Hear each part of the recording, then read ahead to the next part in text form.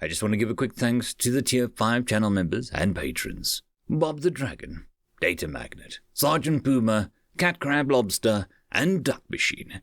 Thank you very much for the support. It is much appreciated. Fight Night, written by EchoingCascade. Champion Liat of the Scar Republic was not feeling well. The newcomers had decided that rather than pay the fine for breaking a contract, they would settle the dispute with a trial by combat. So here he was, looking at what his coach assured him was not in fact a metal titan covered in flesh, all evidence to the contrary, but an unaugmented combatant. Liat was rethinking his life choices. How in the seven hells did it come to this? The newcomers had reneged on the deal, and when presented with a fine that represented twice the price of the contract, they chose trial by combat as the alternative. The Scar had agreed with obscene haste. They had made sure the original deal would seem fair, but in reality be nearly impossible to complete. Humans, as the newly discovered species was called, had made a deal with the Scar to provide 100 units of point singularity engines within the next 3 months. The trick was that it took 2 months to create the energy fields to stabilize the miniature black holes with the best computers in the galaxy, which the humans did not have. The reason they did this was to ensure that the humans would have no choice but to settle this by combat of champions. Their champion, Liat, was undefeated, and from what little they had seen of these humans, his streak wasn't going to end anytime soon. The fight was going to be broadcast for all to see. Since they had asked for a fight, the humans chose the venue. They had also asked for a month to prepare, since they didn't have an official champion to begin with. It took everything the Scar ambassador had to not laugh in the face of the human counterpart. The combat was going to take place in the old human city, named after a star in the Lyra constellation, apparently. They asked what the Scar's intro was going to be. They were confused until the humans explained that it was customary to have an introduction to important fights such as these. A small musical number, followed by some stats on the fighters before the first bell rang. The Scar would allow an intro and musical segment for the humans, but would put forth no music of their own, only the minimal statistics of their champion. The day of the fight had finally arrived. Liat and his coach were on their way to the ring. At least they conceded to that. The humans originally wanted something they called a cage. They expected them to fight like animals. Truly a barbaric race. Liat was first hit by the splendor of the place. The stands were positioned perfectly to allow the viewers to see all the actions, while the ring itself put the one he trained on Scar Prime to shame. This should have clued him in that something wasn't right, but before he could notice something was wrong, a well-dressed man spoke into the ring's announcer. Ladies and gentlemen, men and women, sentients of all races, today we will see the first interplanetary bout of Earth's history. The announcement paused for a second to allow the cheers of the crowd to die down. This, at least, was common to Liat's fights. Announcer. Making his way to the ring is the Scar champion, Liat the Unbreakable. The announcer had to stop once again. The cheering was almost deafening, and to Liat's surprise, humans and aliens alike seemed to favor him. Announcer. Standing at...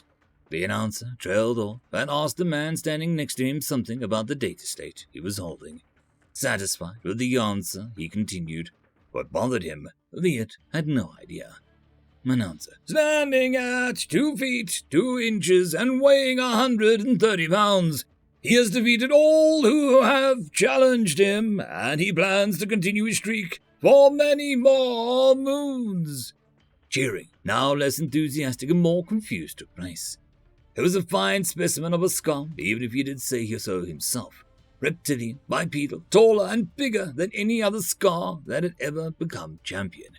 He entered the ring and waited in his corner, his coach and second at his side. Then the lights went off as soft music began to play. When the next turned on, a woman, skin of dark as night by pale moonlight, sporting short hair, wearing either a really tiny tank top and a skirt, or a very large belt, stood in the middle of the ring and began to dance. Liet was confused and interested, to put it mildly, until his coach reminded him that the musical aspect of the human fights. As the woman began to sing a note that could, and actually did in the case of those too close to the ring, shatter glass, the music and the lights went up again. When they came back, a giant was standing behind her, wearing a long, hooded robe. The music resumed far more loudly than before, and she began to sing the first couplet. Got a mean right hook, got a beastly left. Fight me fair, I'll cheat. Shortchange me, and you're dead. Liet didn't register the rest of the song. The giant smiled after the last sentence, and all he could hear from then on was his heart beating in his chest as if trying to escape his ribcage. Announcer. In this corner, the first ever human champion, standing in at 7 feet 4 inches and weighing 523 pounds, undefeated in the octagon and the boxing ring, master of Muay Thai and Jiu-Jitsu, the one and only Oliver the Hands of Stone Dom. At this, Oliver removed the robe. It was massive to a ridiculous degree, and the first reflex of Liet was to look at his coach, who was already scanning the monster of the ring. Coach, no artificial augments of any kind, no illegal drugs in his system. That's pure human. Oliver was warming up now, throwing punches, elbows, knees and kicks in the air near his corner. He wore only a pair of trunks and bandages on both of his hands and feet. Liet wanted to run, but then his coach grabbed him by his shoulders and spoke. Listen, kid. Sure, he's big, but that's all he is. No chitin, no scales, no spikes. He doesn't have any rigidity necessary in that body to land a solid. The coach never finished his speech. A dull thud was heard as the whole ring shook. They looked at the source of the sound. Oliver had taken to warm himself up by kicking the steel pole in the corner harder and harder until he was satisfied with the sound it made, and then spun around to look at his opponent. Liet. Coach. Liet. Coach. Coach. Yes, boy. Liet. Please, don't let him eat me. So my family has something to bury. Coach. I'll promise I'll do what I can.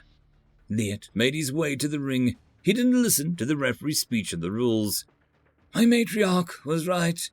I should have stayed in school. Ambassador Rose and a good friend Tusk of the Tuskarora Empire were watching the fight from the skybox. Tusk had her back to the ring. Tusk, a green-skinned humanoid frog. He's not gonna eat him, right? Rose was more amused than offended and smiled. Of course not. He's not even gonna kill him. Oliver threw a kick neck-height for a Liet and missed by millimeters. Rose, probably. The Tuskarora ambassador had told Rose that Scar's business practices, and they concocted this plan. They made sure that every human who dealt with the Scar and their allies were not only not a warrior or a soldier of any kind, but of a diminutive size. They played on the Scar's pride, and their bet was going to pay a handsome dividend. Tusk. So, what were the stakes of this fight? Rose. We have had to pay the fine over the next 10 years if we lose, and if we win, we keep the sum total of the contract and the engines produced. Tusk looked at her friend with admiration. They really saw nothing coming, did they? Rose. Nope. How much did you bet on Oliver? Tusk's throat shook in amusement and satisfaction. Let's just say that we could have paid your fine. The sound of the bell ringing in rapid succession was heard throughout the stadium.